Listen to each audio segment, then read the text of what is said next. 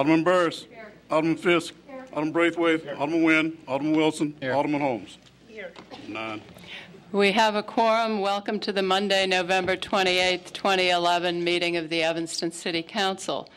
First item on the agenda is the mayor's public announcements and proclamations, and I have a proclamation to read.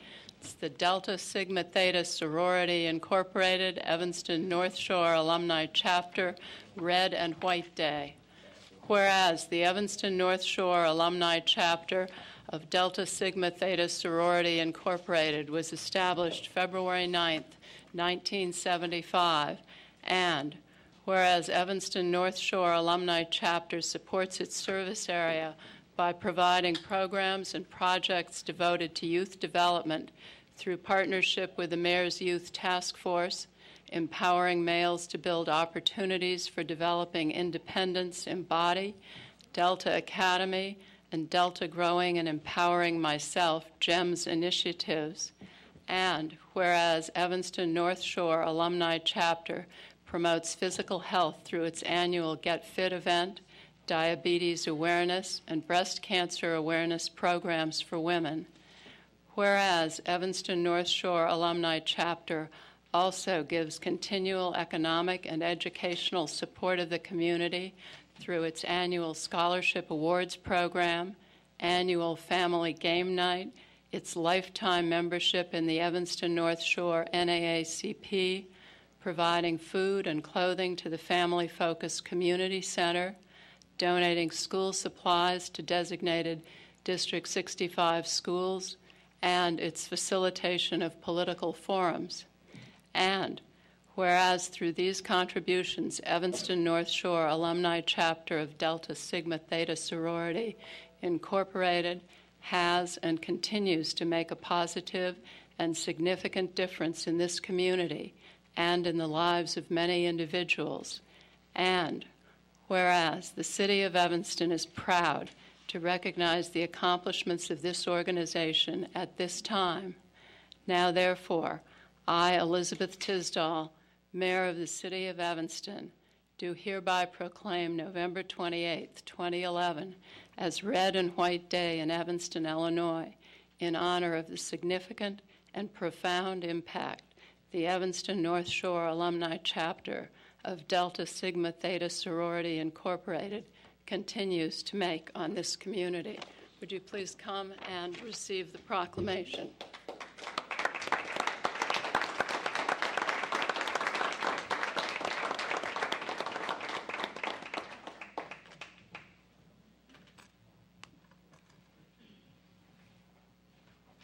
Sneaking behind us.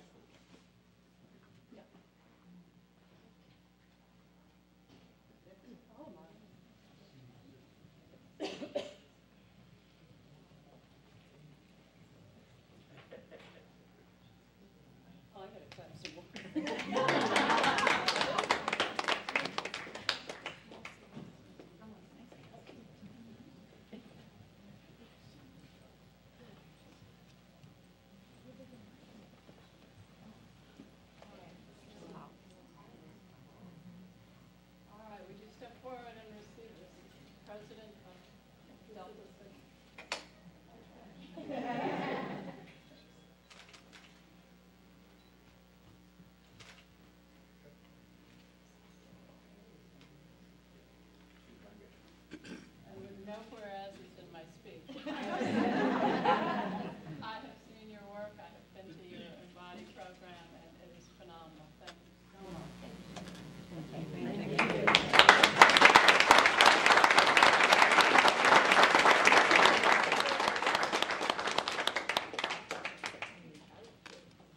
Thank you. Thank you.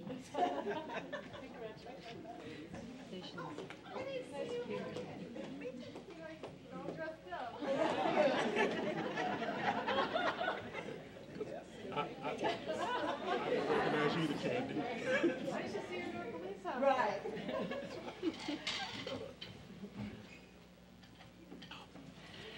City Manager, do you have public announcements? Yes, Madam Mayor, members of the council, good evening. I have several. First, I'd like to ask Lori Osborne, a member of the Evanston 150 Steering Committee, to come up and make a presentation. Hi. As Wally said, my name is Lori Osborne. I'm the archivist at the Evanston History Center. But tonight, I'm here to speak on behalf of Evanston 150, where I've served on the steering committee for the past 2 years.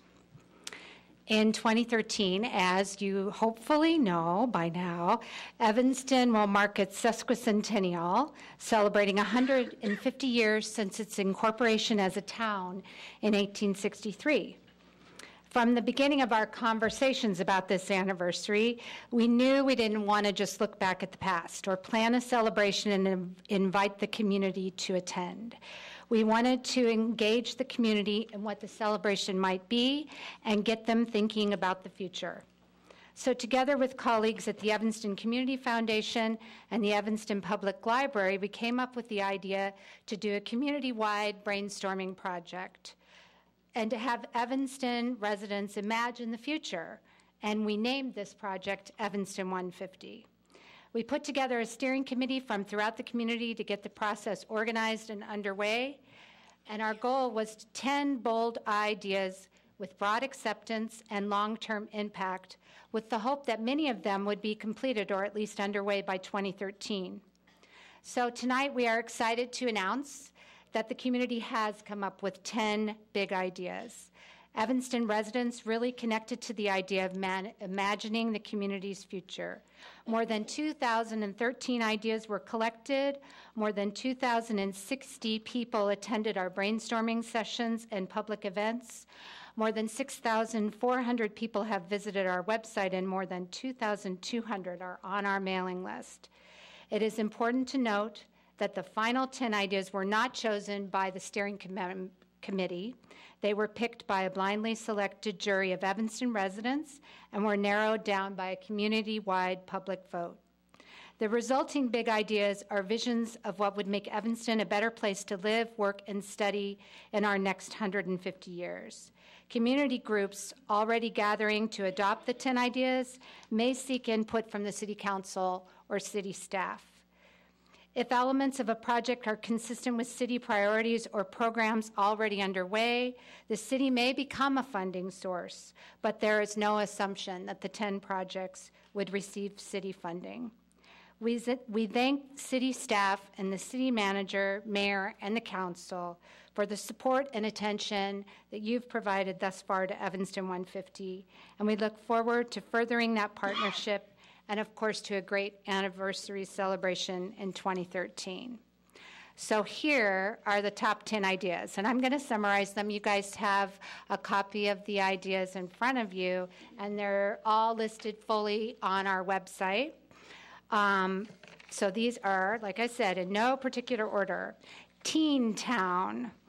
Create a world-class youth development center focusing on appropriate opportunities for holistic growth.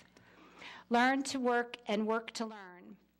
Develop a vocational co-op technical school serving a diverse population of students and residents. And like I said, I'm briefly describing these. There are fuller descriptions on our website. Establish a market for all seasons and reasons. Establish a year-round indoor-outdoor community market as a centerpiece of a revitalized public space. Water, water everywhere. Ensure that all Evanston residents have access to water recreation and teach all children to swim. Little and learning. Provide the foundation for success in school through high-quality, affordable, universal preschool for 3- and 4-year-olds. The more you know. City of Information. Establish fully functional neighborhood literacy centers in geographically different areas of Evanston. Also establish free Wi-Fi citywide in order for residents to have access to information everywhere. Here's to our health. Establish a community health center to provide high quality and affordable medical, dental, and preventive care for all, regardless of ability to pay. Edible Evanston. Develop sustainable local food sources by creating urban farms, community gardens, greenhouses, and composting sites. Walk and Roll Evanston. Commit to safety and enjoyment for pedestrians and bicyclists in Evanston. Create more bike lanes and walking paths. Convert the Mayfair Rail Spur to pedestrian bikeway and connect Rogers Park in Evanston and the lakefront path with the canal path through bike paths. Green, and finally, green and clean. Make Evanston one of the greenest cities in the United States. If you have any questions about Evanston 150 or want to get connected and involved with the community groups already working on the 10 ideas, you can go to our website, evanston150.org.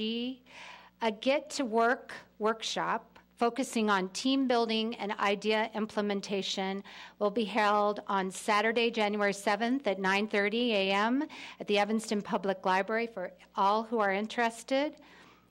It is almost time for the party. Together, we can make it a truly amazing celebration of this great community. Thank you. Thank you. Next, I'd like to ask Yvonne Thomas, our health director, to come up and share with you some good news. Rare week, I can never say this. Good news from the state of Illinois. Yes. Good evening, Madam Mayor, City Council members, City Manager BOBKIEWICZ, City Clerk Green. I'm Yvonne Thomas, Public Health Director. The Evanston Health Department has received notice from the Illinois Department of Public Health Office of Policy, Planning, and Statistics that the Evanston Health Department's Community Needs Assessment and Health Plan have been approved. Additionally, we are in compliance with the subparts C and D of the Certified Local Health Department Code. So the subset C of the code requires that a certified local health department shall have a chief executive officer that meets certain requirements, and subset D requires that an assessment of health needs of the entire community be established by a systematic needs assessment process that periodically provides information about the health status and the health needs of the community.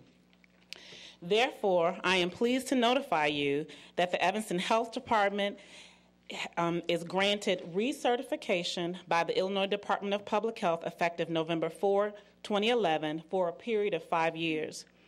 As a certified local health department, we are now eligible for the continuance of the State Department's local health protection grant dollars. And basically, the local health protection grant dollars may be used by any participating certified-only local health department for any health protection programs or services, including but not limited to infectious disease investigations, food protection, food safety, potable water supply, and private sewage disposal. The grants are intended to supplement other federal, state, and local funds available to support local health protection programs, including the 4 programs that we must have in place, and that we do. So provided the 4 programs are assured, the local health department may use the grant funds for any health protection program, activity, or service, or for shared management or administrative support of cost. Our charge continues to be providing excellent service to the citizens of Evanston by establishing policies and system changes that will benefit all residents who live, work, and play here. And we will continue to provide services that a certified local health department provides. And this plaque will remain outside the doors of the local health department's director's office, which is my office, so you can come and see it for at least the next 5 years and many more to come. Thank you. Vonda, Director Thomas, I have a couple questions for you. Yes, Approximately how many municipal health departments or health offices are there in the state of Illinois? In the state of Illinois, there are about 260, and only 4 receive certification in Olive Cook County. What my next question was, and those other 3? The other 3 are Skokie Health Department, Stickney Health District, and Oak Park Department of Public Health. Great. Evanston is one of the 4. Wonderful. Thank you. Thank you. And lastly, I'd like to ask Marty Lyons, Assistant City Manager and Interim Director of Administrative Services, to come up and make a presentation. Good evening, Madam Mayor, City Council, Clerk Green, Manager BOBKIEWICZ. Tonight I'd like to present an award that is being bestowed on the Administrative Services Department from the Government Finance Officers Association. This award is the Distinguished Budget Presentation Award. This award is given to communities that provide a budget document that is a policy document, a financial plan, an operations guide, and a communications device. The city has received this award since 1984. I thought that when I did the Comprehensive Annual Financial Report Award that this was more of a Johnny-come-lately, and we've been getting this award for 27 years.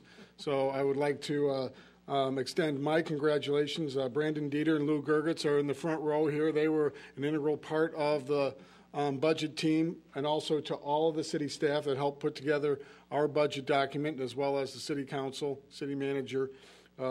27 years is a long time to maintain a standard, and it's not just a set standard. The city changed its document, cutting it from 650 pages plus down to 200 pages, and we maintained our award.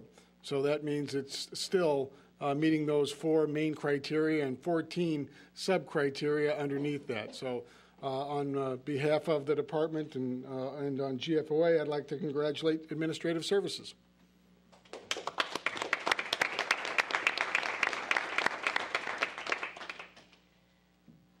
And Madam Mayor, that concludes presentations. Thank you, City Manager. City Clerk, do you have communications? No communications, Madam Mayor. Thank you. Next is citizen comment. There are, I think, approximately, there are a lot of people signed up, 1825. So you're going to have less than 2 minutes each, and my apologies, but try to get through in as close to 1 minute and 20 seconds as you can. First is Junad Risky, Robin Rue, Nate Kipnis, and Mike Vasilko.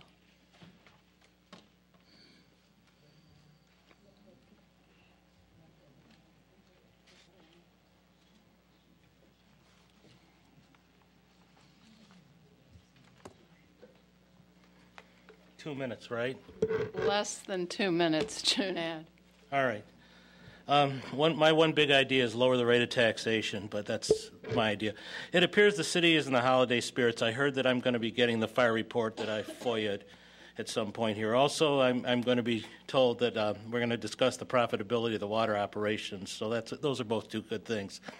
A troubling statement, though, was made at the last council meeting by a member that people that get parking tickets are somehow criminals in this town, and I see no reason for that. It's really for revenue, and I think it's very concerning to me that we have this kind of attitude here. On the issue of the Secretary in Forestry, I don't know why we need to eliminate that position when we have a volunteer coordinator position that I think serves no value.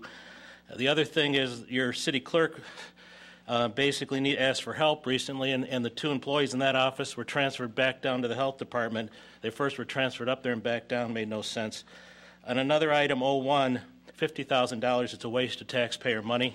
Total waste. And finally, on affordability, these people in this town, there's 17,000 people that are below the poverty line here, and this council's using the water bills basically for taxation. And basically, it's very unfortunate. These people have $300 water bills or more, and these water bills are being used as taxation for garbage can fees and increasing the rates and all kinds of things. So this council better start to think about $300 water bills on people. Thank you. Thank you. Robin Rue, I don't see her. I think she was for the planning and development. Okay, she signed up on both just to be safe. Nate Kipnis? Okay, perfect. Mike Vasilko.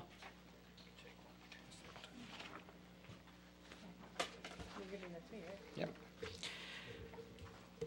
Everybody gets closer to 2 minutes now, thanks to the no-shows. Well, I'll still talk fast. Mike Vasilko, 2728 Reese Avenue, Evanston, Illinois. The following suggestions would allow the city to reduce the current proposed tax increase a percentage point or more. Some of these ideas have been stated in previous meetings. Implementing a sustained focus on disabled parking abuse and meter abuse by parked cars, with disabled placards being misused by meter cheaters. The City of Chicago and the State of Illinois are embarking upon such an effort, raising fines, applying fees, and charging for the towing costs, administrative costs, court costs related to policing these violations. Chicago and the State of Illinois appreciate the severity of the offense and will garnish as much as $500 to $1,000 for repeat violators. During the Lakefront Committee meetings, it was discovered that the City of Evanston does not receive tax revenue on private music, dance, and theater performances held at Northwestern University performance art facilities. Evanston receives hundreds of thousands of dollars of tax revenue from Northwestern athletic events, but not from the performing arts events held by private groups, not by the school performances. Of course, school performances should not be taxed, but a host of other private organizations that use NU facilities should be charged an entertainment tax. Again, I encourage the Economic Development Committee to use more targeted focus with the handing out of grants and forgivable loans.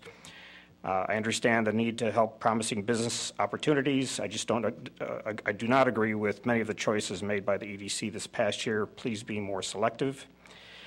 Others have asked, and I continue to wonder why we are giving away city property on West Oakton for not-profit use when the property could garnish considerable tax revenue. I also hope that despite completing the budget session for this year, the city staff will not hesitate to start, and I trust you will continue to consider citizen suggestions for the next fiscal year's budget discussions in hopes of avoiding another tax increase. Naperville recently unveiled a green fuels depot to turn yard waste into electricity, ethanol, and hydrogen. We should consider that. Mike, I do need you to wrap it up. Okay. Thank you. I do appreciate the opportunity, the sustained effort, and the anxiety that the City Council and City staff have gone through to achieve the balanced budget. Thank you for all of your thought you have invested in your decisions. Thank you. Thank you, and we do have your written comments, and we will read them all. Next is Bonnie Wilson, Dan Schemmerhorn, Andrea Lubefield from 1123 Emerson.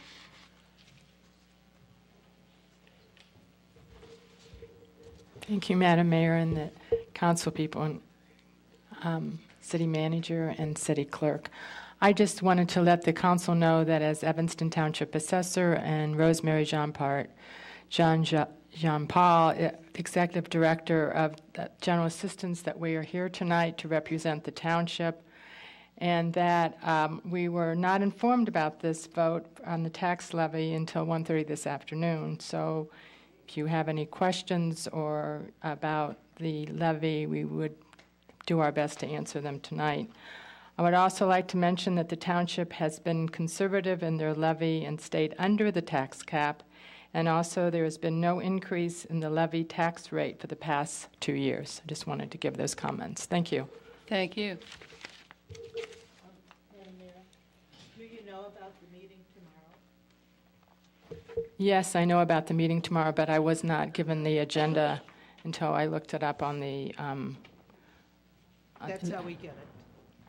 the packet. That's how we get it. Okay. We don't get paper. But I wasn't even given the information that it was there. But just it was my. You know, and you're coming. I know I'm coming, and Perfect. Yes. That's what I want to know.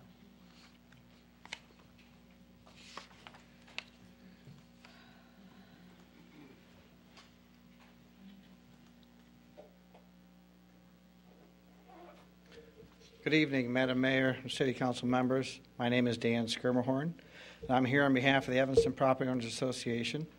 I would like to just applaud the Council and the Planning Development Committee for the formation of the mayoral committee to consider the proposed ordinance regarding licensing of rental dwelling units. I also would like to applaud the P&D Committee for their work this evening in including all the stakeholders in their recommendation for this committee, landlords, tenants, property owners, neighbors, citizens alike. It's also important to point out that this issue impacts more than just the area around Fireman's Park and the university. And I hope that the committee will be given the charge and the opportunity to look at the issues that have brought us to the point of proposing this licensing ordinance, the safety of the residents and the dwelling units, the identification and access to the rental property owners, and the revenue source that is being generated.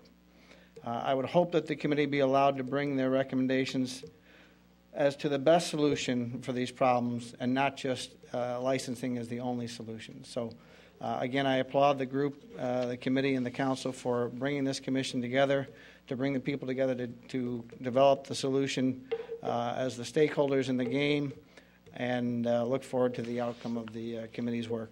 Thank you.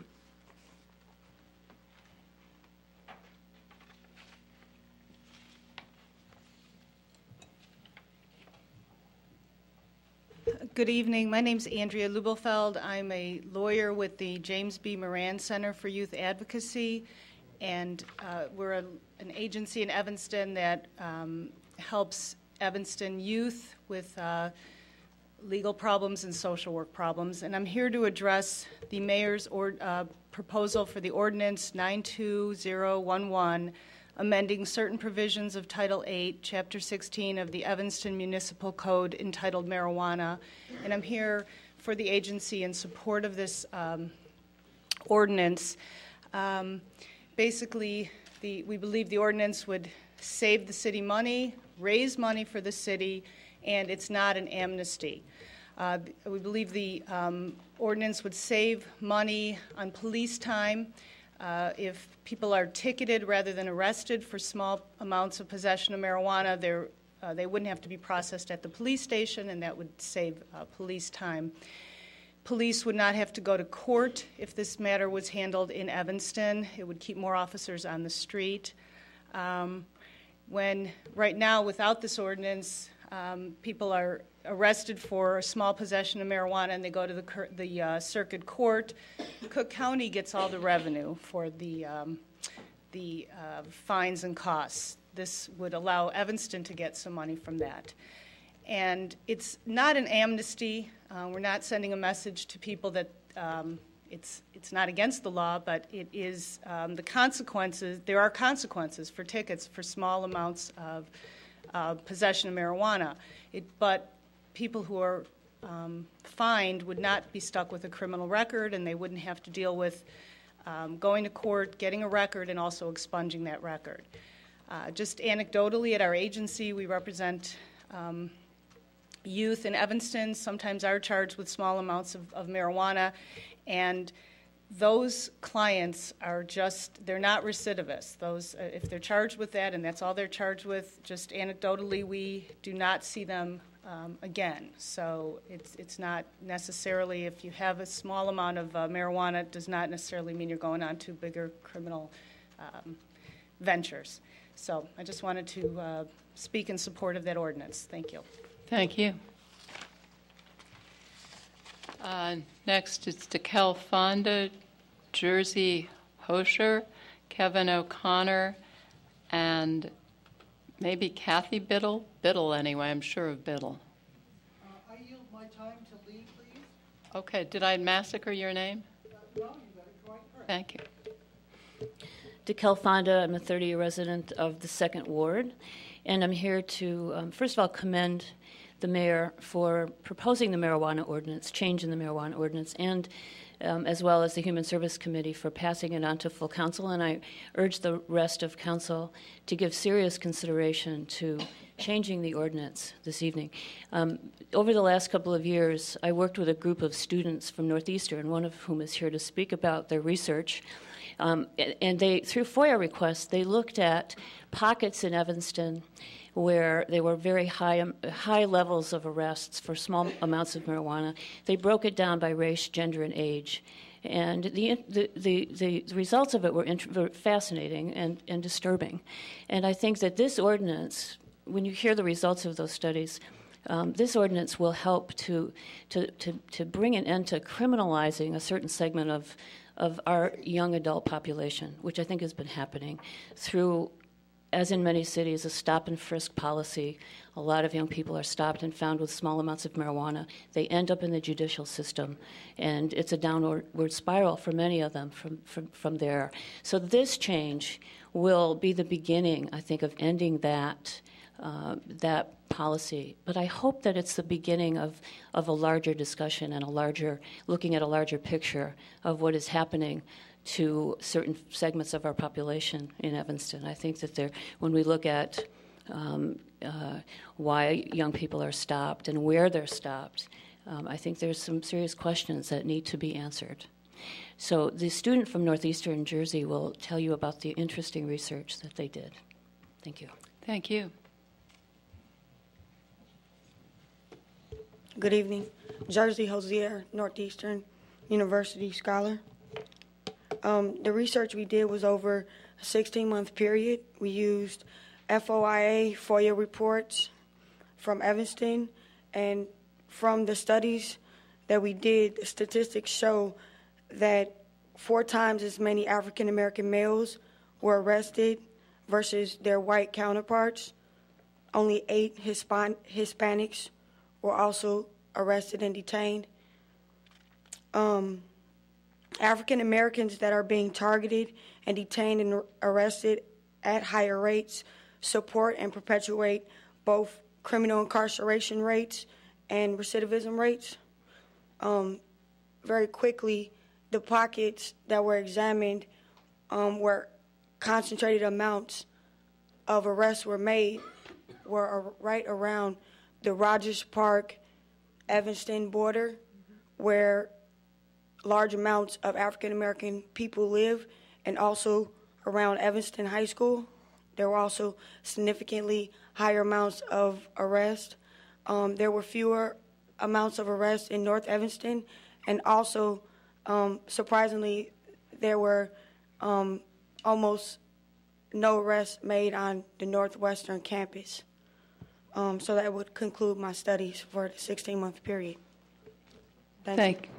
Thank you.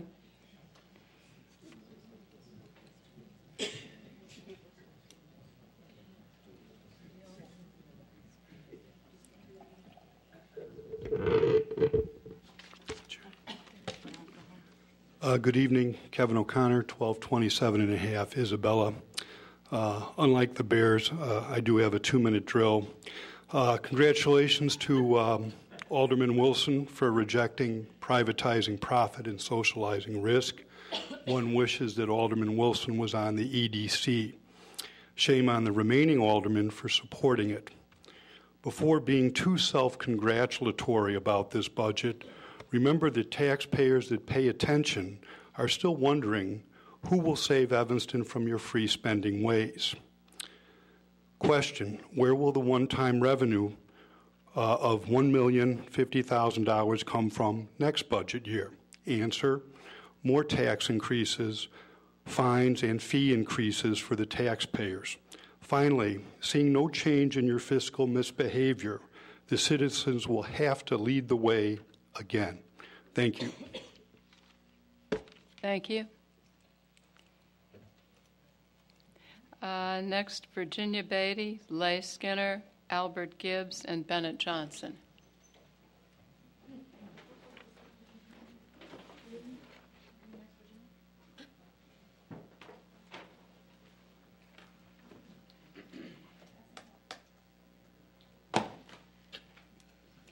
My name is Virginia Beatty, and I live at 1509 Forest Avenue in Evanston. And I'd like to commend the City Council and all the city people for doing such a splendid job on this budget. I really enjoyed going over it for hours and hours on end. And I found a few points where I might differ, and one of them where I feel quite seriously and enough to get up in the middle of the night and come out here is the thing with the Secretary at Forestry and Parks. This young lady works with 2 groups and keeps them going all the time, and does a splendid job. The thing I'm sending to you shows a picture where she was given an award by the Four Seasons Garden Club of Evanston, the city of Evanston, this April for her great work in protecting and maintaining Evanston's beautiful trees. And she knows what to do in an emergency. In addition to knowing the job, she's also pleasant, resourceful, and it makes her an ideal interface between the city and the public. Parks and Recreation personnel deal with nature, which at times can be dangerous and unpredictable. People have to respond quickly, and communications must be clear and concise. In slow times, there are notices to be sent, responses to complaints about graffiti to take care of, and review payroll time reports from the business office. It's a complex job that cannot be done by computers or part-time staff. If Catherine Steinbeck goes, who will do the work? And there aren't very many of her kind around. I would like you all to consider carefully what you're doing. I know that you look out and you see absolutely nothing. The trees are all there and the grass is cut. So what's there to do, you know? It does it all by itself. Well, I would like you to consider that. Thank you. Thank you.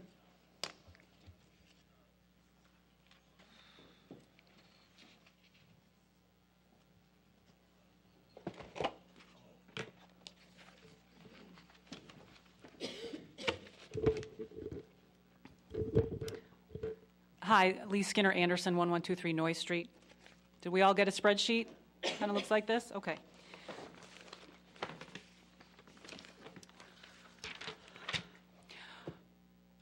Have you ever tried to talk to your doctor and instead you get his answering service? You'd be okay with talking to his nurse, but what you really want to do is talk to somebody that knows the medical field. And I feel the same way when residents want to call the forestry department, but they get a 311 operator, and the 311 operator tries to take all of their information. I'm sure there's a great place for 311, and I'm sure they can help facilitate some of the easier calls. But when residents call with a forestry-related issue, they want to talk to somebody in the forestry department. I would like you to keep the secretary position in the forestry department, and I would like you to think about it one more time. I don't feel that choosing her as something that you could cut out of the budget was a rational, logical, well-thought-out decision. You didn't look at all the secretaries and all departments and decide if there was a secretary to cut. She's probably the best of your secretaries that you have, and we want her in forestry. She won an award. I don't think you used a lot of criteria. I was trying to think about why it doesn't sink into a lot of the aldermen. And I really thought about it, and I think it's because many of you were not here in 2003 and 2004, like Alderman Rainey and Alderman Nguyen and Madam Mayor. She was my alderman then. There were hundreds and hundreds of residents that came to talk about trees, and trees were on the agenda for like a year and a half. I went to every city council meeting for a year and a half, and the aldermen that were there then will never, ever forget they got their lesson. And our city manager was not there then either, so I brought a visual aid to help everybody. We had 10,000 trees this size, I think in 1998, and right now we have 2,900. We lost thousands of trees this big. This is a 30-inch diameter. They take about 125 years to grow, so when I say I'm kind of testy about trees dying, they're this big. And you know what you replace them with? A 3-inch diameter sapling. And it's supposed to be within 1 year, and right now the wait is 4 years, and I don't think these are the same. You know how many of these little saplings it would take just to cover the area of this tree? I asked a little kid, and he thought it was 10. It's 100. It takes 100 saplings to cover this diameter. So when you only plant one in a place of this, it makes people mad. So when I think about the fact that we'd like to have a secretary for the forest department, it's pretty important. But then I run the numbers. So the secretary position is $60,000. Just the forestry salaries, just salaries, not equipment, not chainsaws, not chippers, not gas, not vehicle repair, nothing. Just the salaries of the 19 people in that department is $1.6 million. She supports all 19 of those people. So then I called the forestry department and asked them what percentage of inefficiency they thought they might experience if just anybody took Catherine's place. Just the best secretary in the world could replace Catherine. What do you think? How inefficient would you be? The foresters, they thought it would be 10% for the first 4 months and then 5% less efficient toward the end of the year. Mark Younger thought he would have a 30% loss in efficiency for the first 5 months, and then it would dip down to 20% by the end of the year. Paul D'Agostino thought 40% for the first 3 months. Toward the end of the year, it would be 20%. I didn't put their salaries on here, but it's public record. You guys could look it up. That inefficiency is $155,000 in essentially lost duties. They could maybe plant 500 trees, but they're going to plant 10% less than that because they won't get as much done. Hey, I need you to wrap All up. right. So please read the spreadsheet. I don't know why you're willing to risk $155,000 in inefficiencies to save 60. You're not going to save a penny. You're going to spend more money. But to wrap it up, I bought Madam Mayor a coffee cake. Oh, that's the best wrap-up of the evening. And I bought it because I encourage you to vote again. And I'm hoping she's going to put this on Catherine Steinbach's desk tomorrow and say, thank you for doing such a good job. Thank you for winning awards for doing such a great job. So there you go.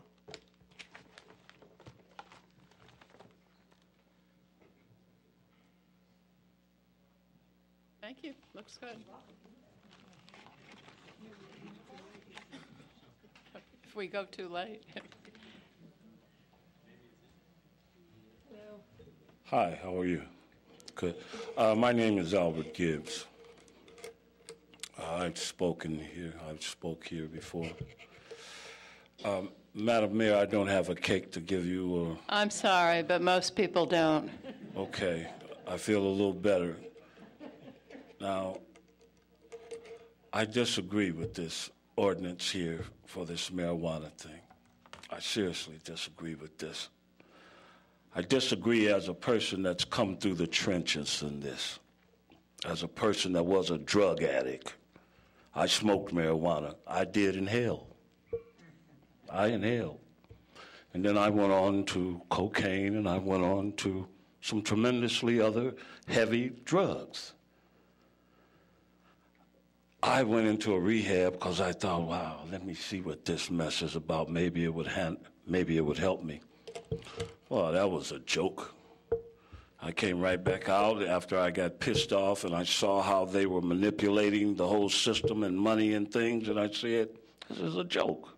So when I got serious about getting rid of drugs, I had to consult things that would help me, people, resources, things that would help me. So I learned to pray. And I prayed, God, take the taste and the desire away from me.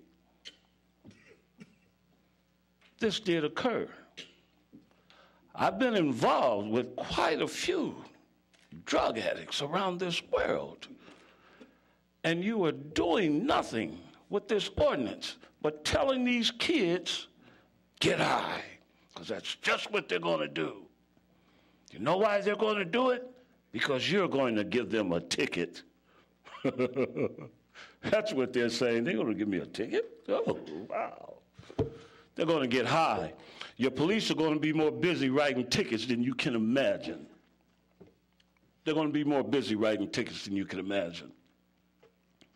The problem is not, or I should say, the problem cannot be solved, Madam Mr. Gibbs, I'm sorry, I need you to wrap up. Oh, wow. Okay. I thought I was just a minute. The problem is where the drugs come in. If you're not going to stop the drugs from coming into Evanston, then the rest of this is just a joke. Because the people that are being ticketed the most cannot afford to bring drugs into the country, into the state, into the town. If you're not going to stop the drugs where it comes in, then what is this, racial profiling? It's the minorities who's getting the tickets. This is a joke. Stop it. Jesus. Thank you.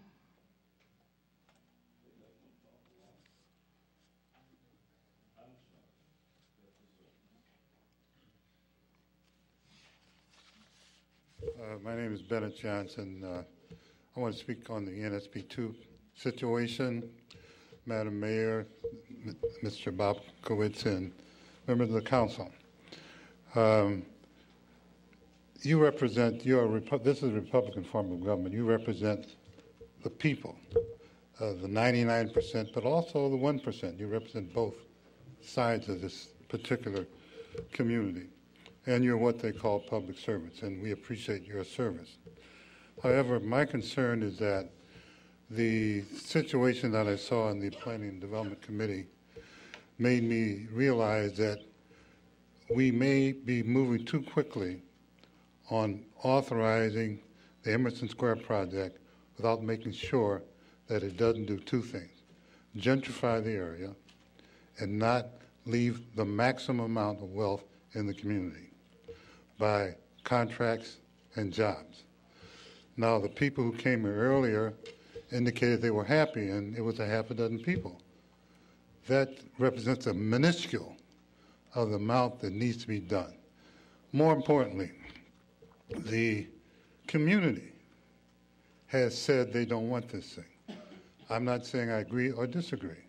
I'm basically a Henry Georgian. I believe that the Levitt towns were wrong and Henry George has the right idea and we should go up. We should concentrate our population. But if we don't understand that this city was built on a segregated basis and the home ownership was for African Americans, was primarily in the 5th Ward and the 8th Ward.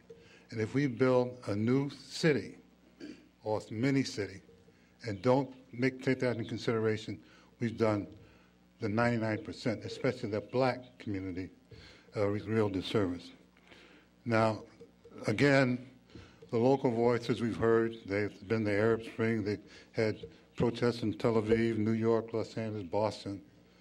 The people are discontent, and it's primarily because the people who represent them do not take them in consideration.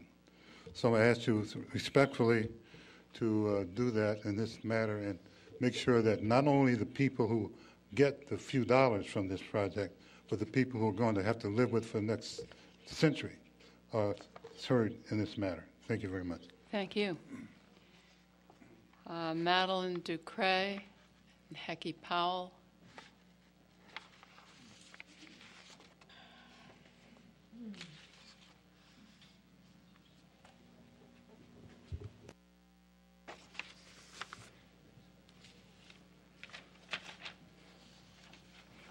Sorry, I thought it was on the other list. Good evening, everyone. The city of Evanston, my name is Madeline Ducree. The city of Evanston is facing a budget of about $2.1 million for the fiscal year 2012 and a projected deficit of $3.9 million for the fiscal year of 2013. Do we really have a deficit in Evanston? I wonder sometime. As most of us know, Evanston became a city. When Evanston became a city, many of the township responsibilities ceased to function. There's 2 part-time positions there, the Evanston Township Supervisor and the Assessor. They're part-time jobs. I'm going to make this short because I only have a few minutes, if that much. Okay. The city of Evanston attorney suggested, when I looked over big stacks of paper there, trying to understand all of this township stuff and the city council position and their function, he gave the council about 2 or 3 suggestions on pulling back, do some research, do some more research. I think the council should take his advice. That's what he's a lawyer for, I think, to advise you. And as far as the marijuana, I may disagree with some of the people I know, Peter, Betty, but that's life. I agree that we should pass this ordinance. I agree with the mayor. Because President Clinton smoked reefer, President Bush smoked reefer, President Kennedy, President Kennedy smoked reefer on top of the White House. And guess what? I tried it too in the early 60s. And I did not inhale. But guess what? Thank you, Madeline. It affected I definitely need you to wrap up. I will. It affected me for the simple reason I was acting silly and whatever. That's the way it affected me. So guess what? That was my first and last time of a little puff. But guess what? It didn't stop, and when the marijuana stopped coming over the borders, then that way I will say, let's get rid of all of it. Until then, our children need help. Thank you. Thank you.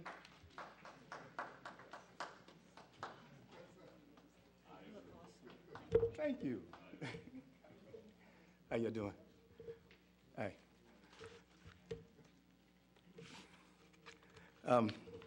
First, let me just start off this way. I just want to thank the people on this council, and let me just say in this community, for all their support and prayers while I was going through my situation. I also want to thank, and I wasn't going to do this tonight, but you got me. I also want to especially thank Mayor Tisdall for all the cookies she sent me. And I also want to thank Ann Rainey for taking me out to lunch and paying without tax dollars. And I want to thank Dolores Alderman Home, for coming by, and her and I having a lot of good discussions, and letting her, I'm sharing my feelings with her. So I just want to thank everybody that prayed for me and so forth. But let me get down to the real deal. I come to support the ordinance, and that's the reason I'm out of my house tonight, and Cheryl let me out, because I'm supposed to be home still recuperating. But I had to come support this ordinance tonight that the mayor presented, and I'm glad that she did, the marijuana ordinance. And that's being because I have a number of young people that work for me. And these young people cannot get jobs because they have a record. And the only place they can work usually is for me or some other minority company, because we understand. And these young people, they just got caught with a little amount of marijuana, but they have a record. Different than a lot of young people in this community, these folks cannot afford lawyers, good lawyers. They usually have to have public defenders. And then usually what happens with them, they plead them out. So they plead them out to a misdemeanor and sometimes to a felony. Also, in the 5th Ward, around the high school, as the study was being done, my business is around there, and I go around there a lot. And at night, I see these police officers with these kids, pull them off the side. And these kids, they put them on the ground. They search them. I haven't seen nothing like this since the 60s in this community. And then they take them and lock them up because they might have a little amount of marijuana on them. But you have a lot of young police officers here. They are not familiar with a lot of these kids. They're not familiar with our community. And it's a shame. Now, I like to say this. I will confess. When I was a young man, I smoked marijuana. Oh, yeah. And I inhaled. And Peter, you and I was out there together. Okay? And I didn't go any further. I didn't go into the other drug stuff. I didn't do that. What I did was I got tired of it and I stopped. And then what did I do?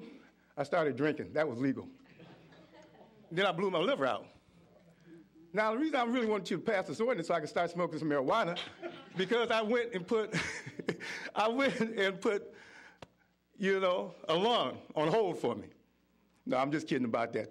But seriously, as far as the young people are concerned, seriously, if we keep putting these kids in the system, what we're doing is destroying their whole life, really.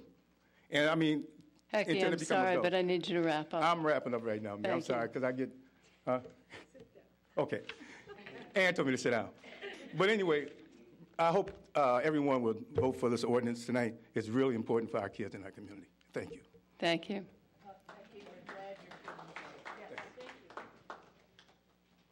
Next is Joshua Braun, Dr. Williams, Padma Rao, and BK Rao.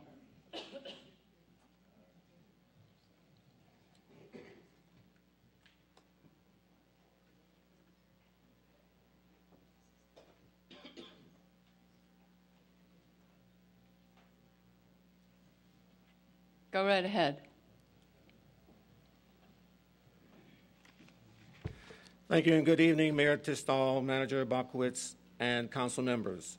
One has enjoyed the overall ambience and many services in Evanston for over 40 years and the beautiful pine trees of late planted in our area. There is much to be said about your dedicated leadership and the council, the awards, grants, AAA bond rating, etc. However, one is also here today to seek an impartial review and remedy of an issue that city officials have not been able to render. A meeting was convened with appropriate city officials to hopefully resolve the matter. However, at the beginning of the meeting, one is told by the presider that their main purpose is to protect the city. That may be, but somehow that does not suggest that an impartial decision would be rendered. One cannot prove that a meeting occurred because the written decision pursuant to the meeting has not been received as promised. The meeting was on October the 5th. There is an alley tree about 60 feet tall with a trunk diameter of about 5 feet and growing. Although viable, it is slightly damaged due to the loss of a 24-foot limb from the upper part of its body. This occurred during a storm near the beginning of the year. This is not a tree in one of our beautiful parks. It is a humongous cottonwood tree located behind 2314 Greenleaf Avenue. It abuts the right-of-way such that bricks were laid along one side of the tree base to accommodate its ongoing expansion. The alley was paved about 3 years ago, and already there is a crack in the cement from the bricks to the drain. We also believe that this tree poses a danger to nearby properties, power lines, drainage pipes, and possibly bodily injury.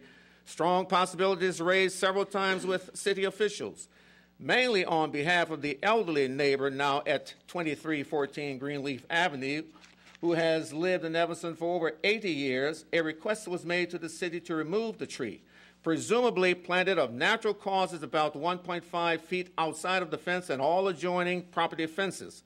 The base, not the trunk, extends from the fence to the edge of the paved alley. Pictures are present. This initial request was made in April of this year. Calls were made to the 311 center. Emails are present as well.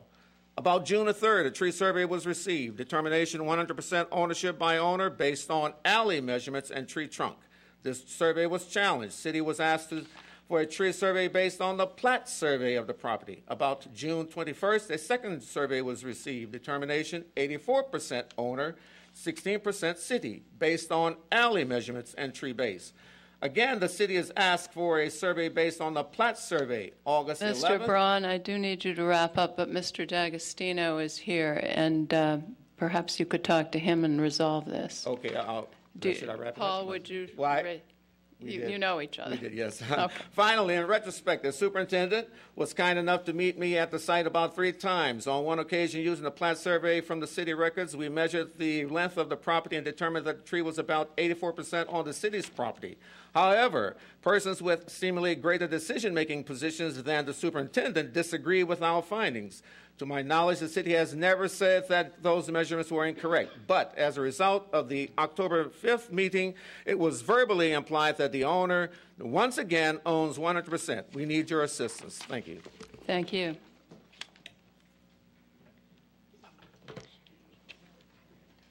Dr. Alvin Williams? That was you, under Joshua Brown, too. All right. No problem. Thank you. Padma Rao and BK Rao.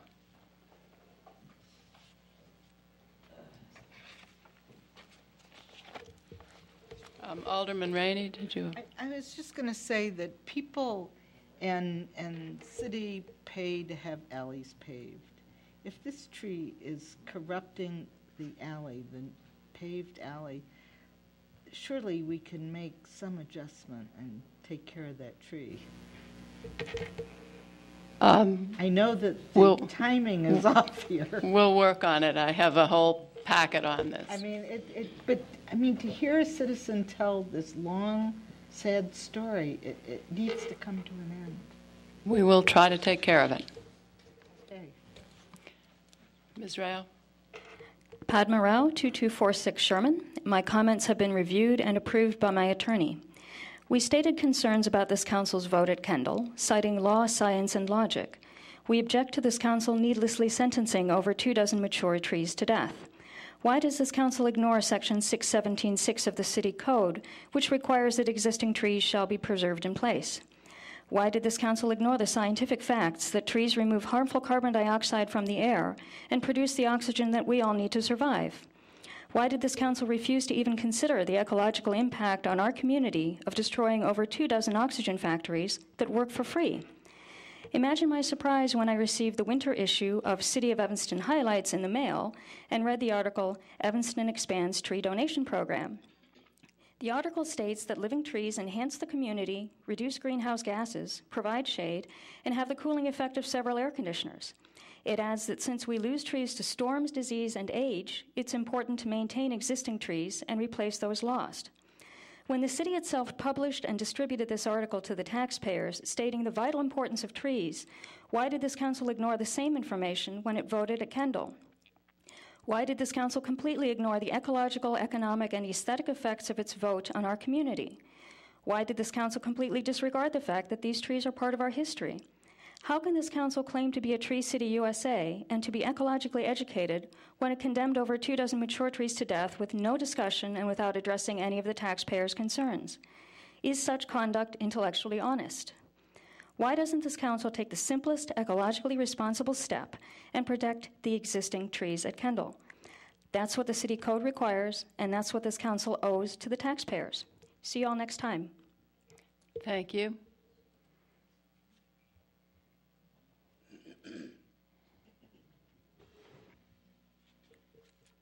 B.K. Rao, 2246 Sherman Avenue. My comments have been reviewed and approved by my attorney.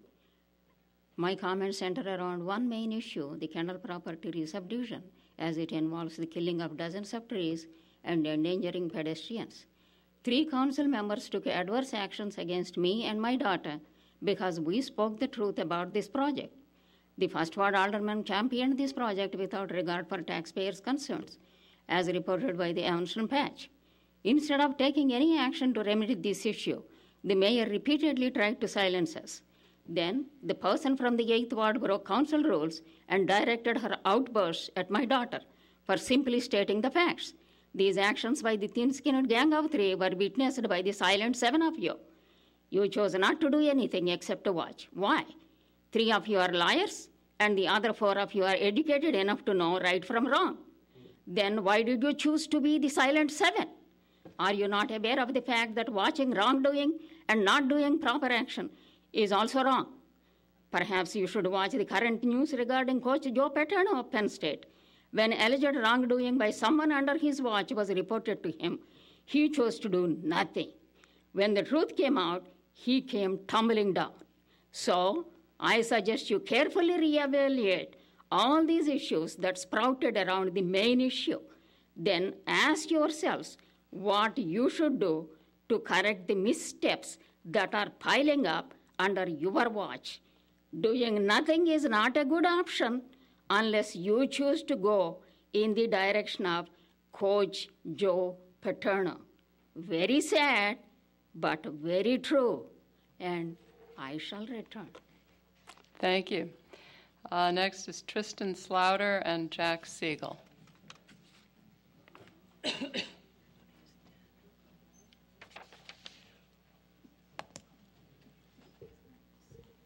Good evening. I'm Tristan Slaughter from 919 Sherman Avenue, and I'm here to speak on Occupy Evanston. As someone has already mentioned, often government puts the 1% before the 99%. I'll start with what is Occupy, because many people don't quite get it yet. The economic crisis that was caused by the 1% has awoken a sleeping giant, which is the American people. They have been inspired by the Arab Spring to use their occupation of cities to demand democratic government, not one run by the 1%. This has been part of American history since the beginning. In 1776, we fought for the rights of representative democracy that represented the people here, but it was only white males. 1868, all white. It was only white male landowners. 1868, all white males got the right to vote. 1870, all males. And 1920, women got the right to vote. And soon it will be that the money will be taken out of the political system and the people will truly have democratic control of society. Occupy Evanston is here not only to educate and to network with citizens of Evanston, but also to hold the elected officials of Evanston accountable for their actions. We will be joining in fights all throughout Evanston that you bring to us. Please join. Go to occupyevanston.com and help us take back not only Evanston, but the whole world. I'd like to end quickly. First, I'd like to ask that the mayor and the city council should publicly denounce the attacks that have been going on against occupiers at the command of mayors of cities of the United States. And I'd like to end with a quote from Eugene Debs from 1903. "The earth is for all the people. That is the demand. Democratic management in the interest of all the people. That is the demand. The end of class struggle and class rule, of the master and slave, of ignorance and vice, of poverty and shame, of cruelty and crime. The birth of freedom. That is the demand." Thank you.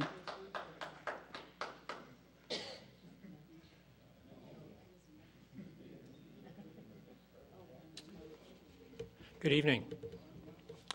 My name's Jack Siegel. I reside at 918 Washington in Evanston.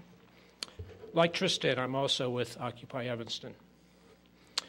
The question we get asked most often is, what are our objectives? My response is they're obvious. We want to take back our country from the 1% and give it back to the 99%. Whether it's the economic structure of our country, the political, the educational, we could add to the list. The systems are broken, turned upside down and inside out. We've moved from democracy to oligarchy.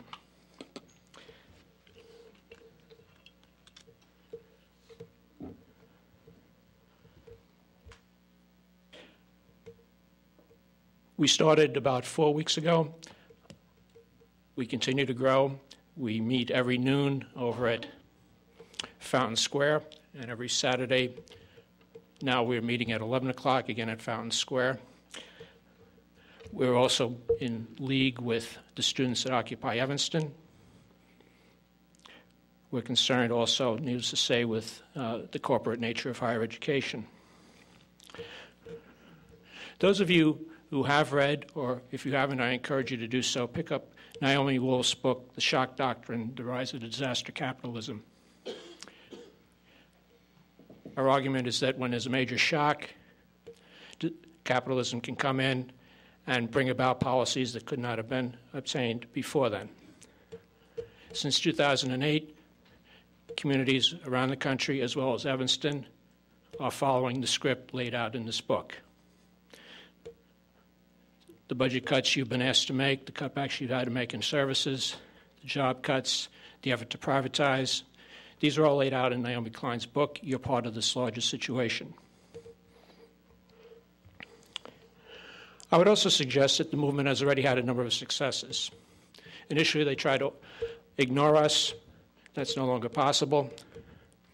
To the extent that you've seen crackdowns in New York City, in Mr. Siegel, I need you to wrap up. In Oakland and in Davis is a sign that the people at the 1% level are getting scared. They have a monopoly on most other things. They're showing that they also have a monopoly on violence. So far, the Evanston police have been most supportive. We look forward to continuing that to be the case. We invite the mayor, the city council, and those present to come out and join us. Thank you for your time. Thank you. That concludes public comments. Alderman Fisk, did you want to make a statement now?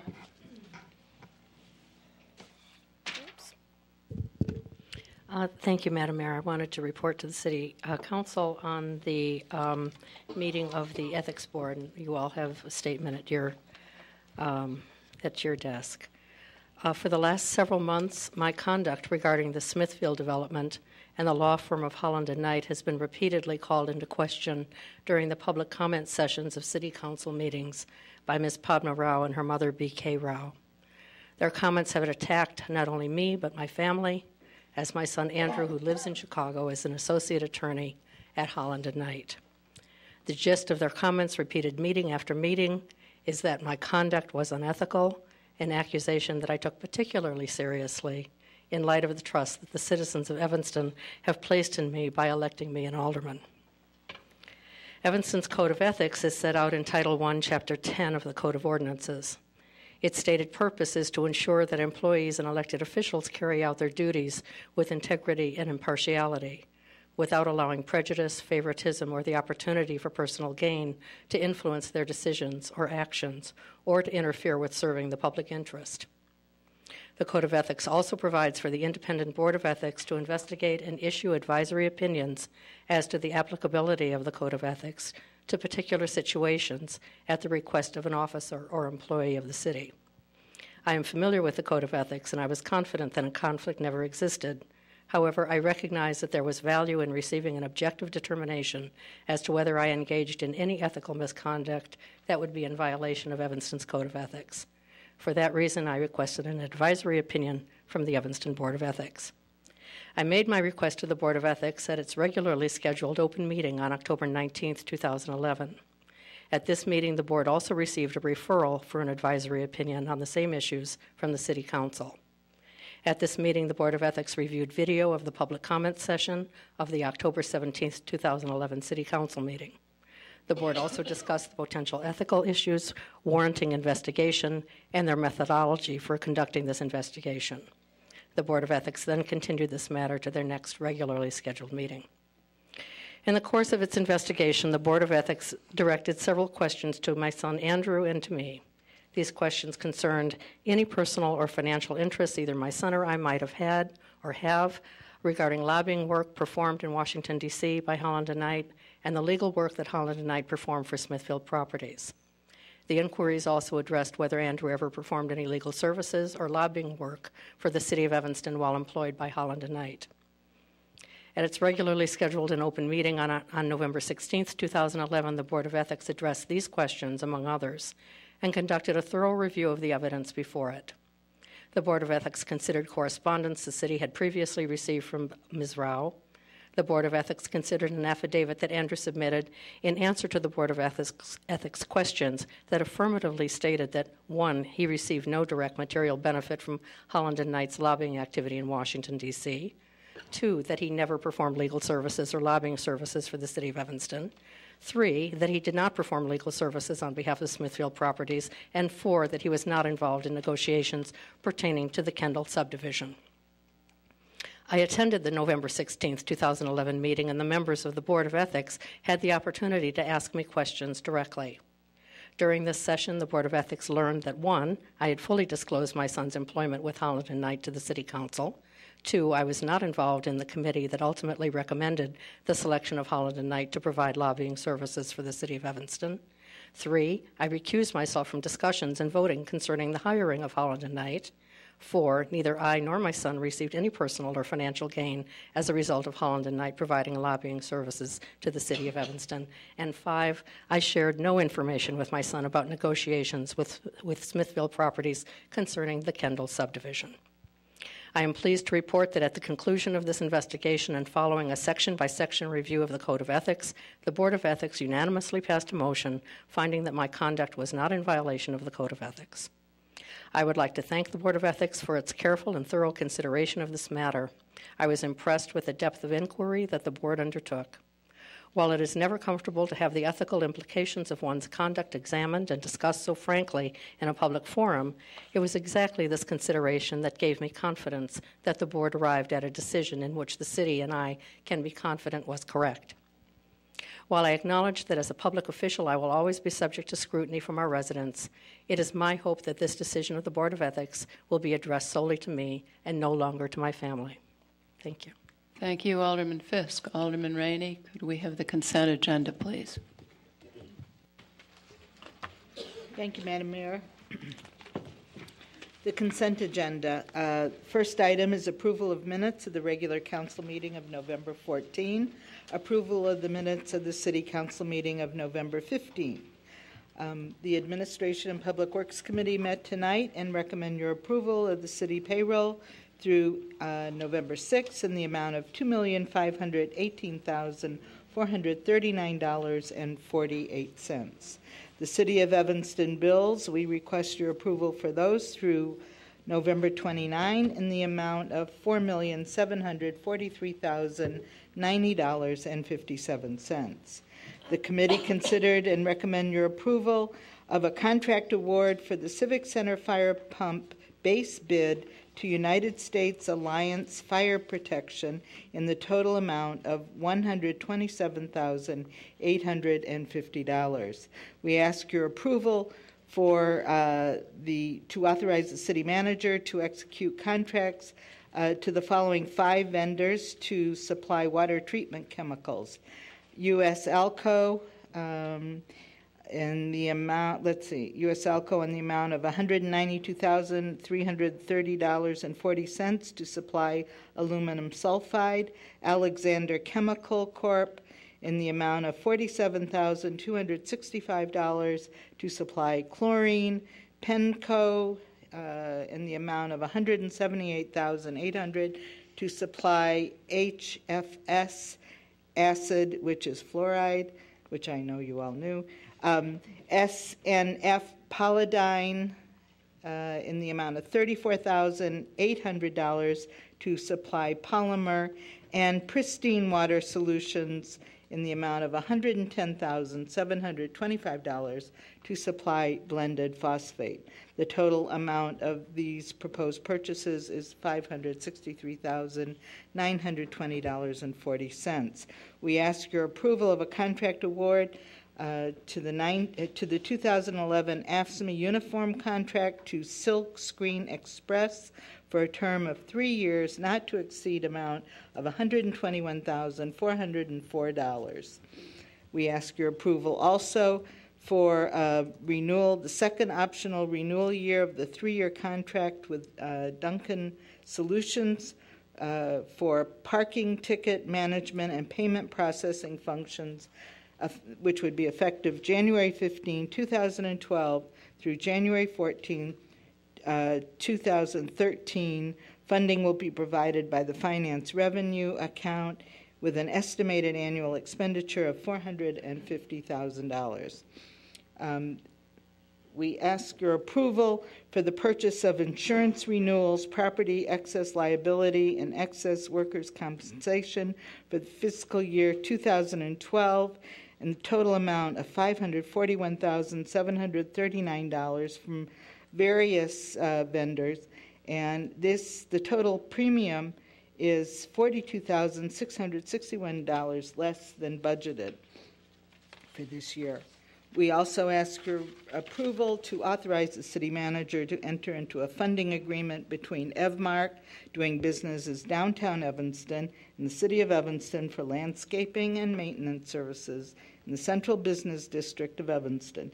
Evmark's portion of the 2012 Cooperative Maintenance Agreement is $107,537, and the city's portion is $88,247. This is $27,386 decrease in the city's portion, estimated in the proposed Downtown Evanston budget approved on November 14. We request your approval to authorize the city manager to execute a license agreement for the installation of public electric vehicle charging stations at city parking lots 3, 4, and 32, and at city parking garages at Sherman Plaza, Maple Avenue, and Church Street. 350 Green would pay all costs to install and maintain the charging stations and would reimburse the city for the electricity used in the charging stations. Resolution 67R11, the city budget, is off the consent agenda and will be addressed by the committee chair. Ordinance 108011, the city and staff recommend the council, the committee and staff recommend the council approve this ordinance, which amends the city code relating to the city water work system. Staff is recommending a 5% water rate increase effective January 1, 2012. Both the minimum use meter charge and quantity charge is proposed to be raised by 5%. This is for introduction, and staff is going to provide a clarification of the 5% at our next meeting. Next, this is Ordinance 109-011, also for introduction, amends Title 8, Chapter 5, Section 12, the imposition of a sanitation service charge to increase the service charge of, to increase the sanitation service charge to $7.95 for a 65-gallon cart, $14.95 for a 95-gallon cart, and $7.95 per unit for the city condo program. Increase the additional cart fee to $7.95 per cart. This will become effective on February 1, 2012. We ask your approval to introduce Ordinance 111-011, enacting new subsections F, G, and to Title 8, Chapter 5, Section 3, general disposal requirements to prohibit the disposal in any refuse container of electronic products specified in the Electronics Products Recycling and Reuse Act. This is for introduction. Ordinance 106-011 is also for introduction. We ask that you authorize the city manager to negotiate the sale of city-owned real estate located at 1817 Church Street in Evanston. Companion ordinance is 107-011, which authorizes the city manager to execute the sale of 1817 Church Street. This is for introduction. I think the chairman of the committee will further discuss these items, even though this is for introduction. A12 is Ordinance 100-011. The city tax levy is off the consent agenda and will be addressed by the committee chair. Ordinance 101-011 is the 2011 Special Service Area Number 4 tax levy. This is for action. A14 is consideration of the tax levy for the township. That is off the consent agenda. The committee also recommends City Council approval of the adoption of Ordinance 79-011, which amends Class AC liquor license to allow patrons to purchase alcohol in Theater Cafe and take their alcoholic beverages inside art cinema viewing auditoriums during motion pictures rated G13 or R in special events. Under planning, and is that off the consent? PG-13. No. PG-13 or R. Okay, sorry. Under planning and development, Resolution 65R11 approves a plat of consolidation for 2 lots located at 2664 to 68 Sheridan Road. Ordinance 91-011, expiration of building permits. We recommend the City Council consider the proposed Ordinance 91-011 regarding the expiration of building permits as a further amendment to Title 4, Chapter 2, Section 2 of the City Code. Major change is the addition of time limitations for all permits regardless of work status. Next for action is approval of an amendment of redevelopment agreement for Neighborhood Stabilization Program 2 and program updates. This has to do with the creation of Emerson Square. Next is approval of the appointment of a mayoral committee. I think I should take this off so that the chair can address this. It has to do with the constitution of the committee. Next is P5, Ordinance 97-011, which grants a special use for a Type 2 Subway restaurant at 724 Clark Street in the Downtown 2 Retail Core Zoning District. That's for action. Also for action is Ordinance 99-011, granting a special use for an automobile body repair shop at 1961 Dempster Street in the C2 Commercial Zoning District. Under Human Services Committee, the Mayor's Ordinance 92-011, amending certain provisions of Title 8, Chapter 16 of the Evanston Municipal Code entitled Marijuana. Next, under other committees, the Economic Development Committee and staff recommend that the City Council approve the expenditure of $50,000 divided equally from the Washington National Tax Increment Financing District and the Evanston Economic Development Fund to match $50,000 grant from the National Endowment for the Arts to study potential sites for performing arts venues in downtown Evanston. Under O2 is the Lakefront Committee report. I'd like to take that off the consent agenda. Under appointments, we have, that will be addressed by the Economic Development, and I just want to make a comment about that. Under appointments, for appointment to the Mayor's Youth Task Force, 2 people, Monique Parsons and Monica Serenana. With that, Madam Mayor, that concludes the consent agenda, and I move approval. Thank you, Alderman Rainey. It's been moved and seconded to approve the consent agenda. Seeing no lights for discussion, City Clerk, would you call the roll?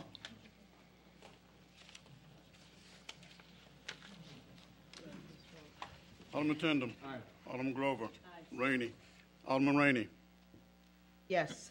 Alderman Burris. Yes. Alderman Fisk. Aye. Alderman Braithwaite. Aye. Alderman Nguyen. Aye. Alderman Wilson. Aye. Alderman Holmes. Aye. 9-0, the consent agenda passes. Alderman Burris, could you have a report from Administration and Public Works, please? I have to stand a lot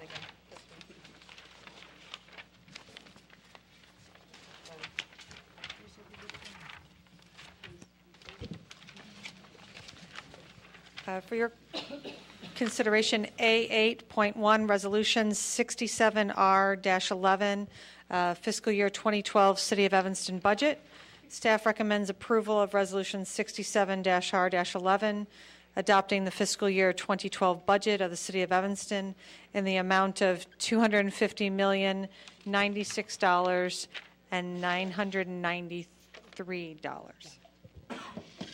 Move.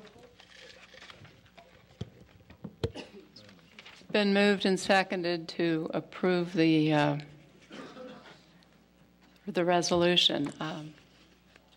Alderman Burris. I would like to commend City Manager BOBKIEWICZ, as well as Assistant City Manager and other titles, Marty Lyons, for putting the budget process together and a lot of the deliberations we had this budget season. I believe it's the best one, at least since I've been on council. I think there was a lot of great discussion. I was feeling that I actually might vote for it this year, and then this weekend I looked a lot harder and still feel we're not there. And I just want, I realize the budget will pass, and I do want to say I feel we're getting really close. I still don't think we're where we need to be fiscally responsible, and just wanted to share why I thought that. One of the issues is still the Capital Improvement Fund. I believe that Mr. BOBKIEWICZ's initial thought to take $500,000 and transfer it from the general fund to the capital improvement was the right fiscally responsible thing to do, and it's how we should be paying our way as we go. Although I am very glad that we're not bonding as much as we have in the past, so we're not using those checks that come in the mail from your credit card, so we're excited about that. However, the revenue projections for the real estate transfer tax, I think, are overinflated still. And I think the refuge cart collection of saying only 10% are going to switch, I think that's an off number as well. So while I think once again, we're getting close, I don't think we're where we need to be, but I want to thank you all for a lively discussion again this year, and I think it was overall mostly civil, so thanks. Thank you. Alderman Grover. Thank you, Madam Mayor. I just want to make the point that the budget that we're looking at tonight is the result of a process that involved a whole lot of people, with thanks to Mr. Dieter, Mr. Gergitz, Mr. Lyons, the entire budget staff, all those residents who dealt themselves into the process of deliberating our budget and helping us find ways to enhance revenues and cut costs. The budget, again, eliminates positions. We are not contributing to the creation of jobs in Evanston directly, only indirectly through our economic development activities. And I also want to point out the contrast between the process that we use and that we rely upon at Evanston to make hard decisions, which is what this budget is, and it's been a long deliberation, and contrast it with the way decisions are being made or not made in Washington, D.C. And we pride ourselves on being able to work our way through these difficult issues and find opportunities for collaboration, and we are, at every step of the way, compromising. I think we'll all agree that this budget is by no stretch perfect, and there are things, as Alderman Burris has said, that each one of us would change to improve the budget and improve our outlook and improve our bottom line. But in the end, I think the budget puts us, again, my third budget, on a better footing than we were a year ago. And I want to thank all of you for all of your contributions to the budget and, again, for respecting the process and helping us navigate our way through these difficult decisions with a great deal of civility and cooperation and compromise. And that's what we're doing at this local level that I don't get the sense is happening in Washington, D.C. Thank you. Alderman Fisk. Thank you, Madam Mayor. I had a little bit more trouble with this budget than I've had with previous ones, and it's probably due to the fact that we're having to make tougher choices as time goes on, and I do have particular problems with imposing fees rather than raising taxes and the equitability of fee imposition. I'm a little concerned about that we're not looking thoroughly into putting our money where our mouth is in terms of economic development. I do think that Alderman Burris has brought up several very good points in the past, and that is I don't think that we as a council have a clear idea of what that we agree on what economic development is. And I see certain parts of our community that are benefiting and suffering as a result of that. I would like us to reconsider the position of the Secretary in the Forestry Department. I would also like us to reconsider the idea of the zoning planner that was cut. I think addressing the zoning position, we've had several instances in the First Ward where the lack of a true zoning administrator has pushed zoning decisions into the law department where I don't think they appropriately should lie. And so I see that there is a definite problems that are created by not having a specific zoning person on staff. And I see that in the last zoning committee of the Plan Commission, that was very evident that was lacking. But I would ask someone, I think it is that someone who voted against the forestry secretary, is that correct? That would, a motion to reconsider would have to come from that person, is that right? I would hope that somebody would. Mr. Parliamentarian, would you like to answer that? Council Rule 22.1, a motion to reconsider must be made by an alderman who voted on the prevailing side of said motion. Okay, so that would be someone who voted against retaining the forestry secretary. I would ask that one of you who did that consider making a motion to reconsider. Alderman Rainey. Why couldn't a person just make a new motion without going through all this nonsense? Because we've been asked to reconsider it, I believe. But I don't see any need to reconsider. If we can make a new motion, that's fine. Make a new motion. Grant, can she make a new motion? I believe with respect to the deliberative process on the budget that it was agreed that motions to reconsider would be done with respect to issues that were decided at a prior meeting. But of course, the council can elect to do what it wants to do on the last day of the budget if it so wishes, as long as at least the motion that is made is clearly stated and the record is preserved. Well, if no one wants to reconsider it, it'll fail anyway, so. I may not be great at parliamentary procedure, but I can count votes. Well, I would be happy to make a motion to retain the secretary position in the Forestry Department. I'll second the motion. You can't.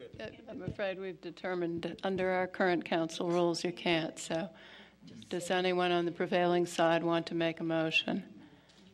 Seeing no lights, I'm afraid we can't revote it. All right, seeing no further lights. Oh, is that on the motion or what? No, you want to discuss the budget? Yeah. All right, go right ahead. Well, I want to talk about regressive taxes, and Alderman Fisk began that discussion with the fees. I don't have a problem with people being charged for services they use when they're extra.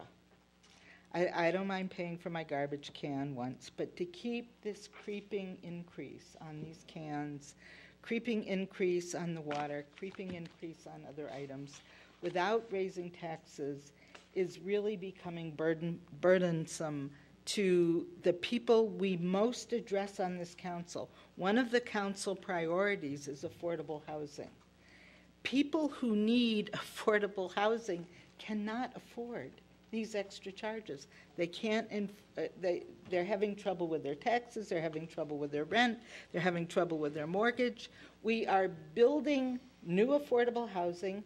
We're fixing up housing that people have failed to be able to maintain and have been thrown out on the street.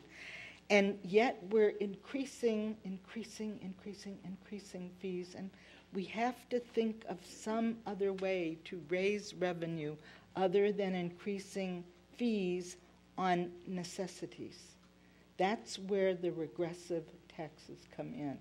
And I mean, every time I vote for one of these, it hurts because I see these people who are having these problems.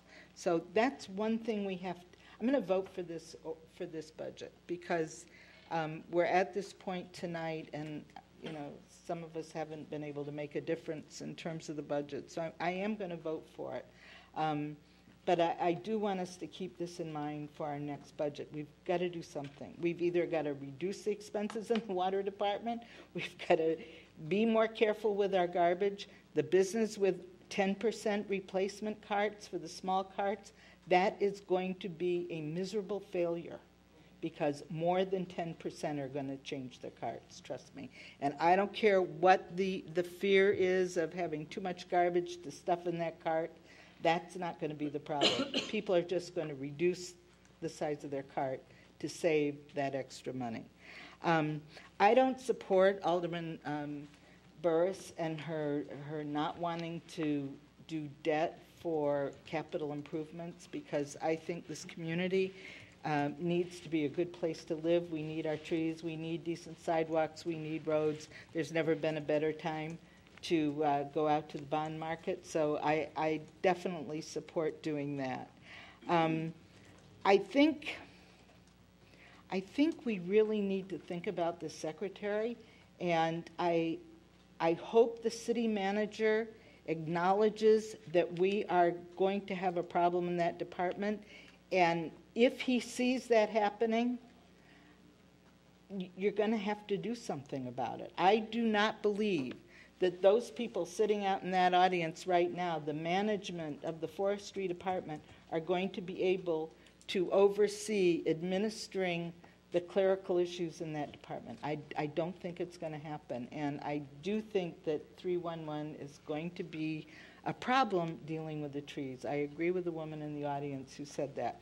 So I'm going to ask you to come to us, and the Forestry Department and Mr. Gaynor's department, come to us in, I don't know, in 2 months, in the end of February, and tell us how that's going. This woman who is the secretary is going to be in the building. Is that correct? Anyway, so hopefully we'll be able to call upon her. Or perhaps split her time 50-50 between the department she's going to and this department. But somehow or another, her oversight is evidently extremely important in that department. So I just feel, I feel like this is the worst budget as opposed to the best budget in terms of burdening the small person in this community, and that worries me. And I think about myself. I mean, my family is now retired, and you know, we don't have an unending source of income anymore. So I'm very concerned about the costs. Thank you, Alderman Rainey. City Manager. Madam Mayor, members of the council, let me echo your nice comments and well-deserved comments to Mr. Lyons and members of our budget staff. They've done an outstanding job this year. We started back in March talking about the budget involving the community, and we, I think, have come a long way and appreciate your support of this work. This has been my third budget. We have laid off over 70 people in the city. We have laid off secretaries in all departments. We have laid off staff in all departments. All people who have worked very hard for the residents of Evanston. Naturally, these are difficult decisions, but I want to let you know that your departments, your staff are going to work to continue to work to serve the residents of Evanston. Some of this work is difficult. A lot of this work is difficult. We are asking employees to take on new responsibilities. We have for the last two budgets. We're asking them now for a third year, so that's not something new. What a lot of the focus has been on forestry. We have asked people in community development. We have asked people in public works. We have asked people in administrative services. We have asked people in police. We have asked people in fire these last 2 years to make changes, and they have been difficult changes, but they have done it. They have risen to the occasion, and I have every confidence. Forestry is not a separate small entity. It is part of the Department of Parks, Recreation, and Community Services. There is a wealth of talent in that department, and just as the staff of public works, community development, police, fire, administrative services, health have rallied over the last two budgets with 50 layoffs, I'm every confidence that the Department of Parks, Recreation, and Community Services will also rally to continue to serve the residents of Evanston. So thank you very much, City Council, for your diligence and all the time and hours you've spent focusing on this budget. I wish I could say that I thought this was going to be the end of it. I don't think that it is, but we are going to continue to look first and foremost at ways to be efficient, at ways to collaborate with other parts of the community, ways to collaborate with inside the city government, so we don't have to look at taxes, we don't have to look at fees, but we will try to continue to work as smart as we can. The council tomorrow evening will be talking about its priority goals, and if you've already looked at them, efficiency and effectiveness of services will likely be one of those four, and that is something we can continue to do. Again, you've had departments all over this city over the last 2 years demonstrate how they can do that, and I think now this coming year you're going to see a couple of additional departments also demonstrate how they can rise to the occasion and continue to provide excellent services to the residents of Evanston. So thank you very much, Madam Mayor, members of the council, for your diligence with this budget. Thank you, City Manager. Seeing no further lights, it's been moved and seconded to approve Resolution 67R11, fiscal year 2012 City of Evanston budget. City Clerk, would you call the roll? Alderman Tindem. Aye. Alderman Grover. Aye. Alderman Rainey. Aye. Alderman Burris. No. Alderman Fisk. No. Alderman Braithwaite. Aye. Alderman McWynn. Aye. Alderman Wilson. No. Alderman Holmes. Aye.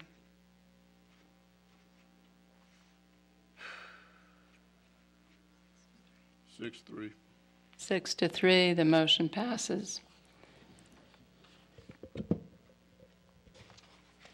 For your consideration, A12, Ordinance 100-0-11, City of Evanston 2011 tax levy. Staff requests consideration of tax levy ordinance 100-0-11, which levies the annual property tax for general fund operations, IMRF, police and fire pensions. During the 2012 budget deliberations, the City Council eliminated a proposed 3% increase for general fund operating purposes. The 2011 general corporate levy requested for approval now includes a 2% increase for police and fire pension funding. This ordinance was introduced at the November 14th, 2011 City Council meeting. Second. Been moved and seconded. to pass the City of Evanston 2011 tax levy.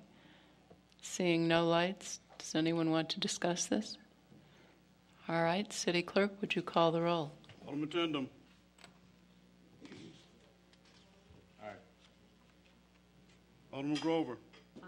Alderman Rainey. Aye. Alderman Burris. Aye. Alderman Fisk. Aye. Alderman Braithwaite. Aye. Alderman Nguyen.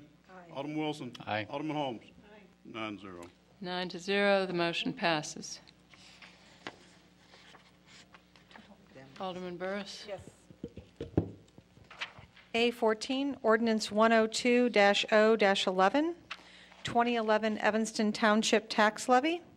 Staff requests consideration of Tax Levy Ordinance 102-0-11, which levies the annual property tax for the Evanston Township. This ordinance was introduced at the November 14th, 2011 City Council meeting. You making a motion? Making a motion, I'm sorry. Second. Thank you. There's a second. Does anyone wish to discuss this? Seeing no lights, City Clerk, would you call the roll? Alderman Tindem. Aye. Alderman Grover. Aye. Alderman Rainey. No. Alderman Burris. Aye. Alderman Fisk. Aye. Alderman Braithwaite. Alderman Nguyen.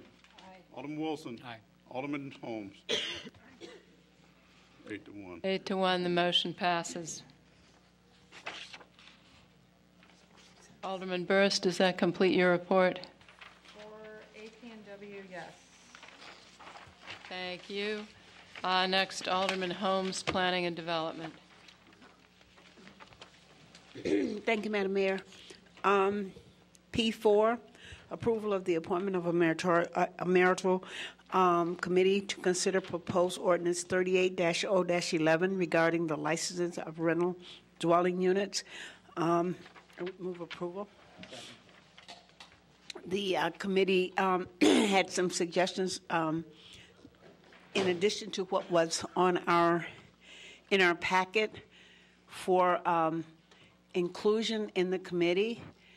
Mayor would like to make sure that there were tenants involved, that we would also have representatives from landlords in terms of small, maybe medium and large-sized landlords, and neighborhoods from the west side, as well as the other communities that were listed. I think it was Fireman Park, Burma Park, and downtown.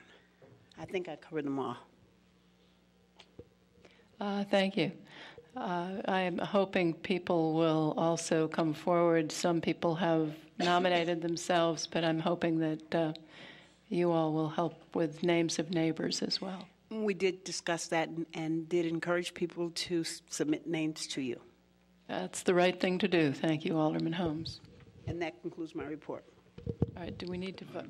We don't need to vote on that. Yeah, I think we do. We do need to vote on that?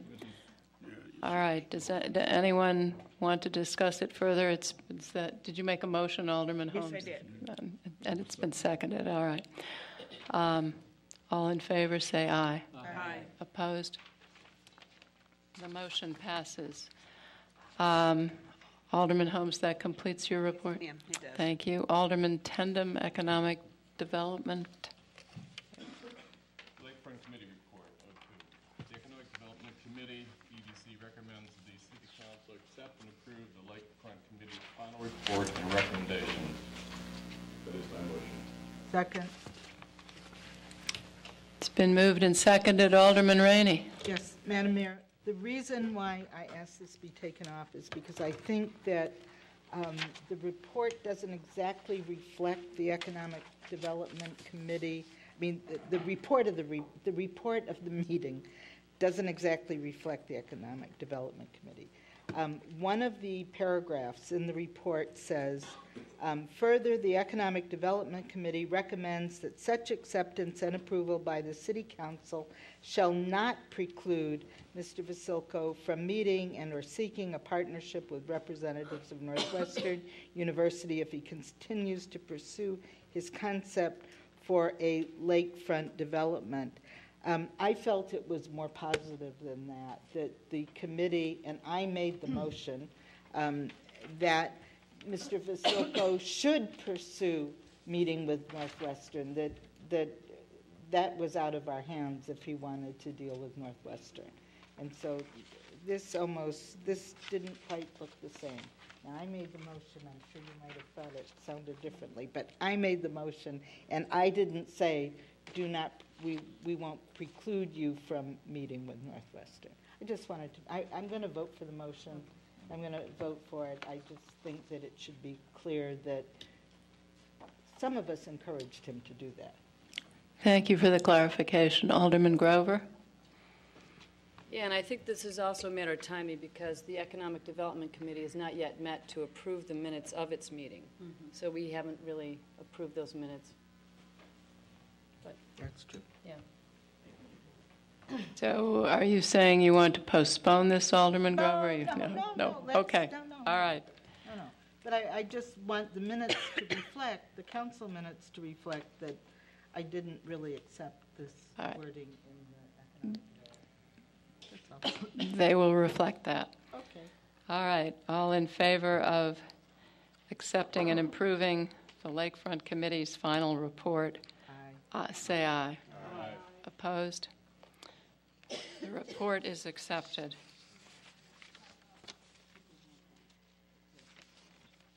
And that concludes everything except call of the wards. Alderman Tendem. No report tonight, Madam Mayor. Thank you. Thank you. Oh, and congratulations, Alderman Tendem. I think we forgot to say that. It's a wonderful wedding, and congratulations. Alderman Grover. Yeah, first, congratulations to Alderman Mark Tendem and his husband, Neil Moblin. And it's one of those extraordinary cases of a wedding following 21 years of a successful marriage, however marriage is defined. Congratulations to both you and Mr. Moblin. Indoor Farmers Market has begun at the Ecology Center on Saturday morning. Please come find it. And I want to congratulate Elliot Weinberg and everyone involved in organizing our first annual turkey trot in Evanston on Thanksgiving morning. Alderman Burris and I both trotted for last Thursday morning. You trotted faster. It was, in fact, a great event and exceeded all expectations. Organizers hoped for 1,000 people. They got 1,500 and returned people away for this event. It's the first annual. I'm really hoping that we can grow and expand not just this event, but lakefront events. And I'd like to make a reference to what would probably be the Human Services Committee about addressing and perhaps re-examining our policy for lakefront events in Evanston. This was one that happened on our lakefront path. It was late November when there are very few lakefront events anyway. And we need to have more of these kind of events in Evanston with our focus on wellness and community. It was such a positive event. Everyone was in such a good mood because of what was to come later that day, I'm sure. I also have another reference, and now that we have settled the question of the library's budget for 2012, it is, as Mr.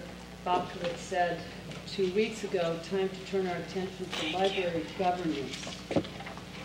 I want to make a reference to, I'm not sure which committee this would be. Human Services. Human Services again. For consideration of an ordinance that would amend our city code to transfer authority for the appointment of our library director from the city manager to our library board of trustees, and an ordinance that would recognize the ability of the library board to set its annual budget and assess a levy for library operations beginning not in 12, obviously, but in fiscal year 2013. And that concludes my report. Thank you, Alderman Grover. Alderman Rainey? I believe that reference should go to the Rules Committee. That is a substantial change in the way we do business, and it belongs at the Rules Committee. It can then be sent on to the Human Services Committee, but that's, if I ever heard a Rules Committee reference, that was one of them. So I'm going to encourage you to send that to the Rules Committee. I want to thank everybody who came out on the worst night of the year on November 22nd to a ward meeting on Howard Street. A great crowd, great questions, great interest, and just really good. And I want to thank Ms. Saul, Mr. Lyons, and Ms. Neiden for attending and great information. Also today, this is all about Howard Street in the 8th Ward.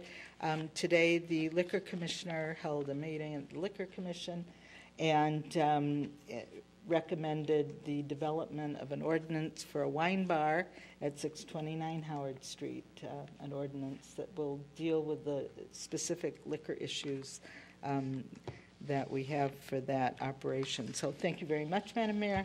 I enjoyed the committee. Thank you, Alderman Rainey. Alderman Burris? No report. Thank you. Alderman Fisk? Thank you, Madam Mayor. Mark and Neil, best party ever. Hands down. And those of you who missed it, I'm really sorry, but it was wonderful. So thank you very much. Ward meeting, first ward meeting, Tuesday, December 6th from 7 to 9 p.m. at the Evanston Public Library.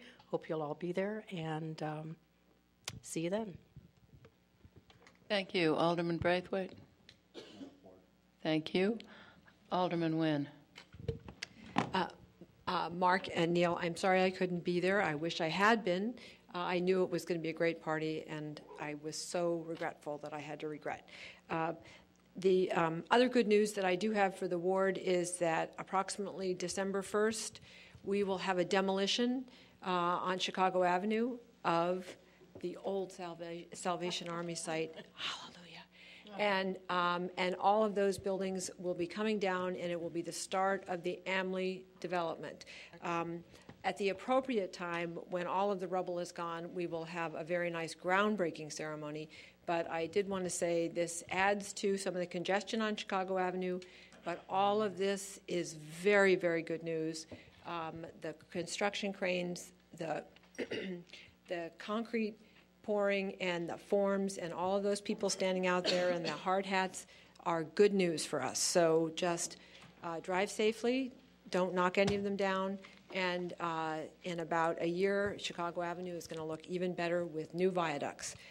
So look forward to December 1st when the walls come tumbling down.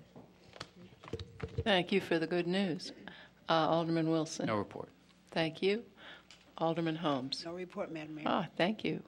Madam Mayor, could we refer the budget suggestions to the city manager's office? Yes. Alderman Wilson, do you have a motion?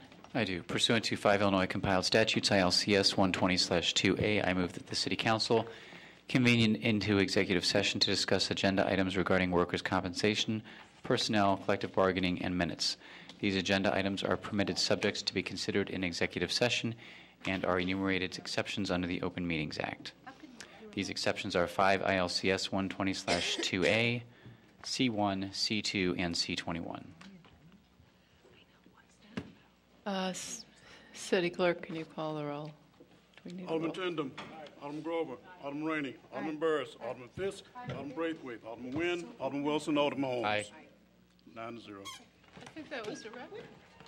That was fast, right? Why do you stand there?